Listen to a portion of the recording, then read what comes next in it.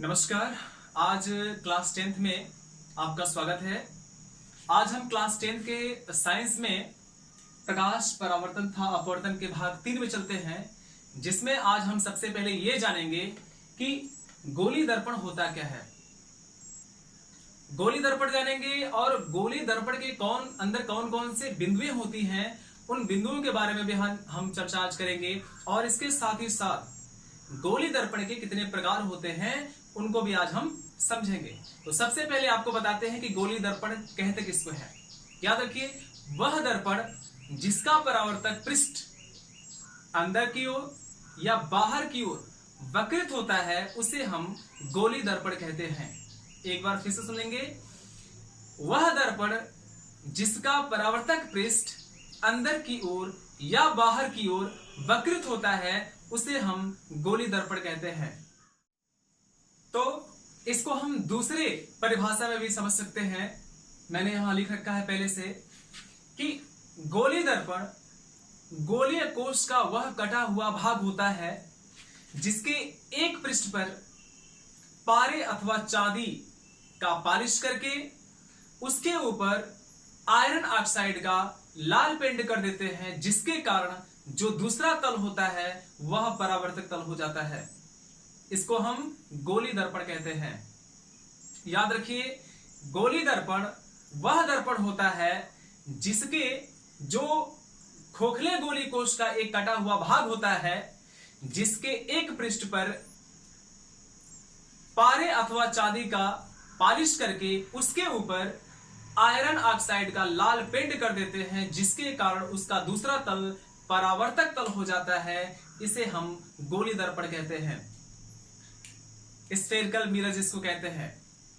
गोली दर्पण में आपको यह जानना बहुत जरूरी है कि हम इसे गोली दर्पण का नाम क्यों देते हैं। क्यों नहीं इसे हम समतल दर्पण, क्यों नहीं इसे हम रेखीय दर्पण, क्यों नहीं इसे हम वक्रीय दर्पण कहते हैं, क्यों हम गोली दर्पण कहते हैं। वो इसलिए कहते हैं क्योंकि यह जो दर्पण है एक खोखले गोली कोश का छोटा सा भाग होता है। खोखला गोला क्या होता है, जैसे आप समझ सकते हैं, फुटबॉल आप देखे होंगे, वह गोला होता है लेकिन अंदर से कैसा होता है, खोखला होता है। आप गोलगप्पे भी देखे होंगे, वो भी गोला होता है लेकिन अंदर से कैसा होता है, खोखला होता है। लेकिन गुलाब जामुन आपने देखा होगा, वो अंदर से खोखला नहीं होता है, उसको हम खोखला गोला नहीं कह सकते। तो हम खोखले गोले का एक छोटा सा भाग लेते हैं जिसका कोई एक सेंटर होता है, जिसे हम वक्रता केंद्र कहते हैं। वक्रता केंद्र का मतलब होता है कि उस केंद्र से जो खींचा गया एक निश्चित दूरी पर जो खींची गई रेखा होती है वह एक वृत्त का निर्माण करती है, गोले का निर्माण करती है। इसलिए इसको हम एक खोखले गोले का नाम देते हैं।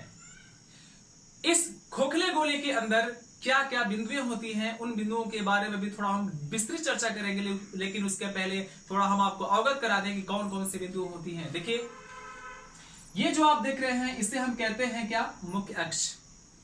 मुख्य अक्ष के समांतर ये प्रकाश की किरण आ रही है और इसके एक पृष्ठ पर यहां जो देख रहे हैं यह पॉलिश वाली तली है, यानी इस पर जो है पारे अथवा चांदी का पॉलिश करके और उसके ऊपर रेड ऑक्साइड कह सकते हैं, आयरन ऑक्साइड का लाल पेंट कर देते हैं, जिसके कारण यह अंदर का तल जो है परावर्तक पृष्ठ हो जाता है या परावर्तक तल हो जाता है। इसमें इसे हम कहते हैं क्या, केंद्र कहते हैं, जिसको हम वक्रता केंद्र का भी नाम देते हैं। और इसके बीचों बीच का जो बिंदु होता है इसे हम कहते हैं पोल यानी ध्रुव कहते हैं।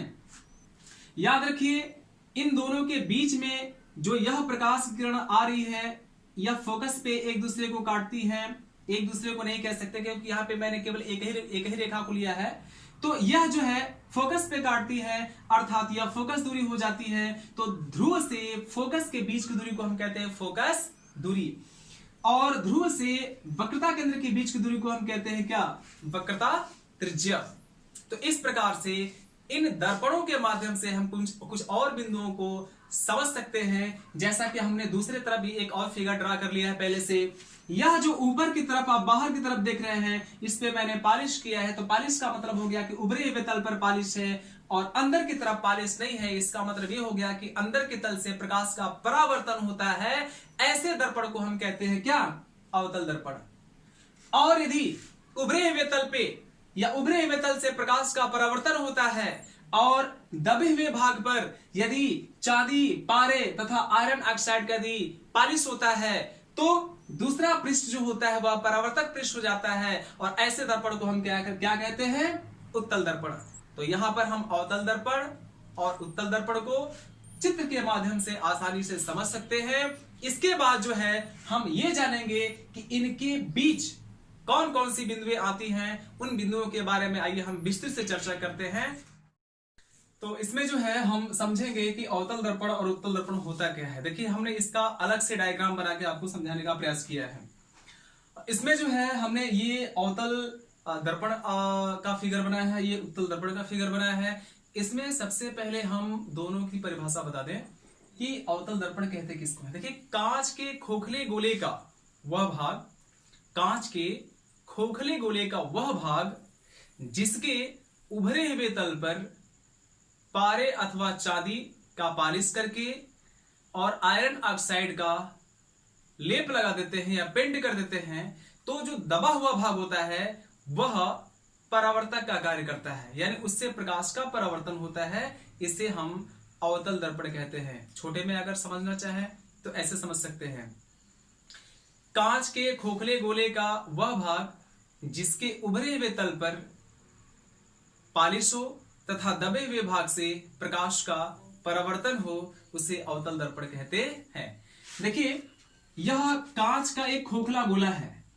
कांच के इस खोखले गोले का यह थोड़ा सा भाग है, यहां से लेकर और यहां तक यह थोड़ा सा भाग है, लेकिन इस थोड़े से भाग को हम वक्रीय कहते हैं और इस भाग को लेकर शेष भाग को हम हटा दें तो हमें ऐसा प्रतीत होने लगेगा कि यह एक गोलीय कोश का ही भाग है। देखिए अब आपको लगेगा कि यह एक गोलीय कोश का भाग है, इसलिए हम इसको गोलीय दर्पण के रूप में लेते हैं।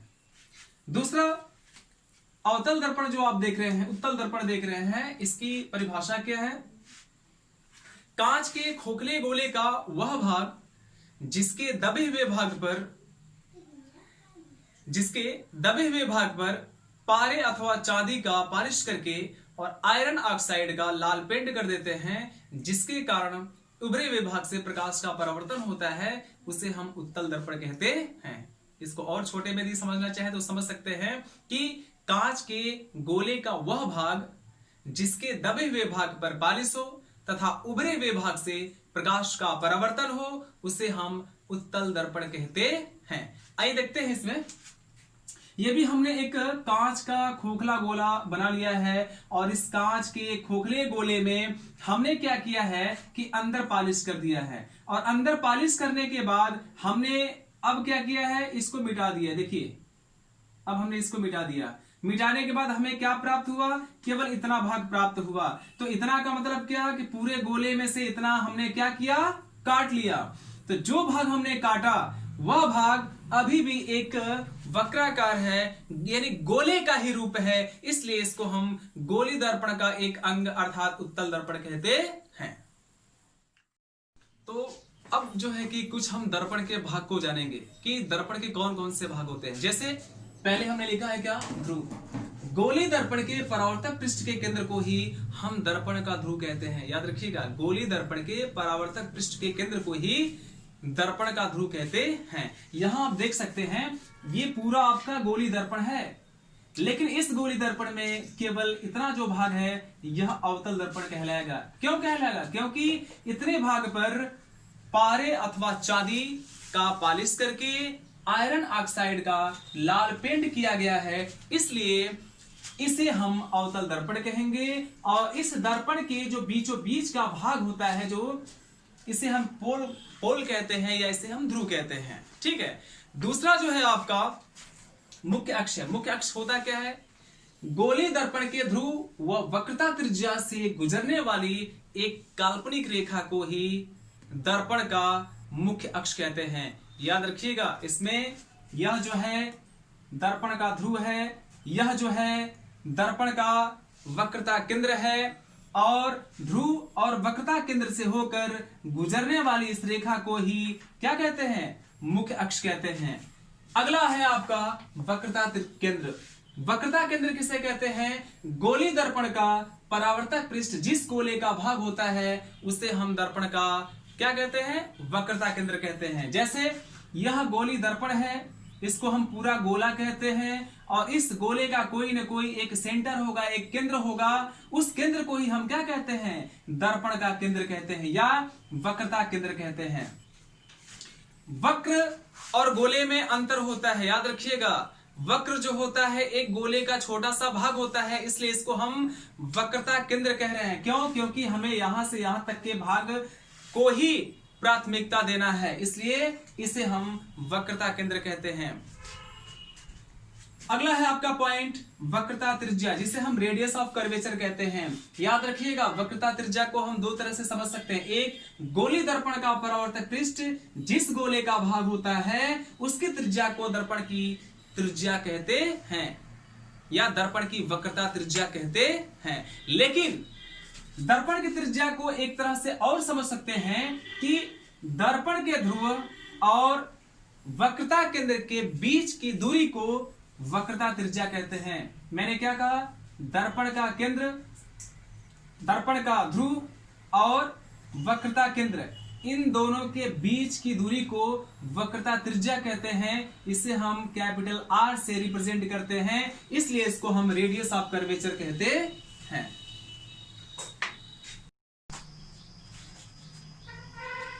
मुख्य अक्ष पर स्थित वह बिंदु जिस पर मुख्य अक्ष के समांतर आपतित प्रकाश की किरणें परावर्तन के पश्चात जिस एक बिंदु पे मिलती हैं या मिलती हुई प्रतीत होती हैं, तो इसे हम दर्पण का मुख्य फोकस कहते हैं। फिर से सुन लेंगे। मुख्य अक्ष पर स्थित वह बिंदु जिस पर मुख्य अक्ष के समांतर आपतित प्रकाश की किरणें परावर्तन के पश्चात जिस एक बिंदु पे मिलती हैं या मिलती हुई प्रतीत होती हैं, तो उसे हम दर्पण का मुख्य फोकस अर्थात प्रिंसिपल फोकस कहते हैं। अब आइए देखिए चित्र में कहां है मुख्य फोकस। जैसे आप देख रहे हैं, ये आपतित प्रकाश की किरण है और इस दर्पण से टकराने के पश्चात ऐसे परावर्तित हो रही है, और परावर्तन के पश्चात मुख्य अक्ष की जिस बिंदु पे मिलती है वहीं पर इसका मुख्य फोकस बनता है। याद रखिएगा, यह मुख्य फोकस हो गया। जो फोकस होता है वह वक्रता त्रिज्या का आधा होता है। इसके बाद हम आपको बताएंगे कि फोकस दूरी अर्थात फोकल लेंथ क्या होता है। फोकस दूरी का मतलब होता है दर्पण के ध्रुव और दर्पण के ध्रुव और फोकस के बीच की दूरी को ही फोकस दूरी कहते हैं। देखिए मैंने परिभाषा भी लिखा है कि ध्रुव व मुख्य फोकस के बीच की दूरी को क्या कहते हैं? फोकस दूरी कहते हैं। ठीक है, तो फोकस दूरी मुझे लग रहा है कि समझ में आ गया होगा आपको। ये है आपका ध्रुव और ये आपका है फोकस, इन दोनों के बीच की दूरी को ही हम कहते हैं फोकस दूरी। इसके बाद है आपका द्वारक, जिसको हम अपर्चर कहते हैं। गोली दर्पण के परावर्तक पृष्ठ की वृत्ताकार रेखा को दर्पण का द्वारक कहते हैं।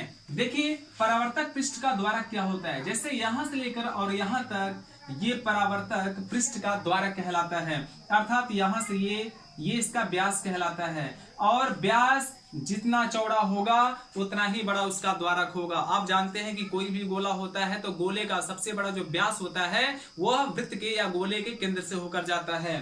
तो इसके अगर हट के कुछ दूरी पे अगर यह आपका व्यास है तो समझिए कि वही व्यास उस गोले का या उस दर्पण का द्वारक कहलाता है। वाला जो टॉपिक है आपका है गोली दर्पणों द्वारा परावर्तन के लिए चिन्ह परिपाटी। जब तक हम किसी चिन्ह परिपाटी को नहीं समझेंगे उसके निर्देशांक को भी हम नहीं समझ पाएंगे, अर्थात वह मान प्लस में होगा या वह मान ऋणात्मक होगा। इसके लिए हमको चिन्ह परिपाटी जानना बहुत ही आवश्यक है। देखिए मैंने चिन्ह परिपाटी का जो चित्र है वो ड्रा कर लिया है। इसमें हमने आपको दिखा दिया है कि कौन सी दूरियां धनात्मक है और कौन सी दूरियां ऋणात्मक है। हमने इसके 4 स्टेटस भी लिख दिया यहाँ पे। पहले आप फिगर देख लीजिए। फिगर में जैसा आप देख रहे हैं यह आपका दर्पण है या मैन, और ये पूरा दर्पण का द्वारक है। दर्पण के बीचों बीच से होकर यह मुख्य अक्ष रेखा जारी है, और कोई भी दूरी जो हम लेते हैं वह दर्पण के ध्रुव से लेते हैं। तो दर्पण के ध्रुव से जो दाईं ओर की दूरी होती है उसको हम धनात्मक लेते हैं, और दर्पण से बाईं ओर की जो दूरी होती है उसको हम ऋणात्मक लेते हैं।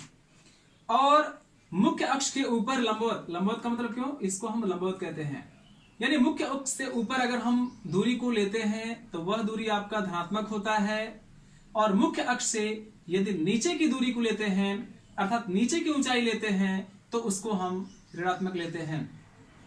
यहां जो आप देख रहे हैं ये आपतित प्रकाश की दिशा है, अर्थात जो प्रकाश है वह हमेशा किधर से आएगी, दर्पण के आगे से आएगी, अर्थात दर्पण के बाईं ओर से आती है। तो ये हो गई आपतित प्रकाश की दिशा। इनमें हमने चारों पॉइंट को लिख रखा है कि बिंब सदैव दर्पण के बाईं ओर रखा जाता है। याद रखिएगा, कभी भी जो बिंब होगा वह हमेशा इस दर्पण के बाईं ओर ही रखा जाता है। दूसरा है, मुख्य अक्ष के समांतर सभी दूरियां दर्पण के ध्रुव से मापी जाती हैं। जैसा हमने बताया आपको कि सारी दूरियां इस दर्पण के ध्रुव से ही मापी जाती हैं। अगला, मूल बिंदु के दाईं ओर धनात्मक तथा बाईं ओर ऋणात्मक होता है। जैसा हमने बताया आपको कि इस मूल बिंदु अर्थात ध्रुव के इधर दाईं ओर दूरी जो होता है वह धनात्मक होता है, और बाईं ओर जो दूरी होता है वो ऋणात्मक होता है। चौथा पॉइंट से, मुख्य अक्ष के लंबवत ऊपर की ओर धनात्मक तथा नीचे की ओर ऋणात्मक होता है। यहां पर हमने लिख रखा है, ये मुख्य अक्ष के लंबवत है, ऊपर की ओर ऊंचाई है, यह धनात्मक है, और यह ऊंचाई नीचे की ओर है जो ऋणात्मक है। तो इस प्रकार से हम चिन्ह परिपाटी को आसानी से समझ सकते हैं चित्र के माध्यम से।